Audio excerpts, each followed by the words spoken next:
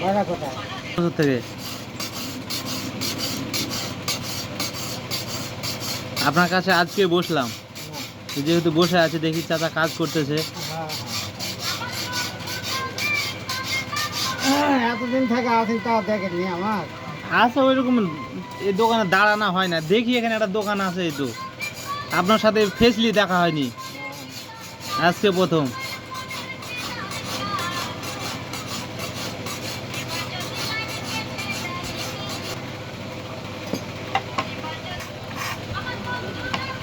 হালকা করে আগুনে পুড়ালে আবার ফিনিশিং হয়ে যাবে।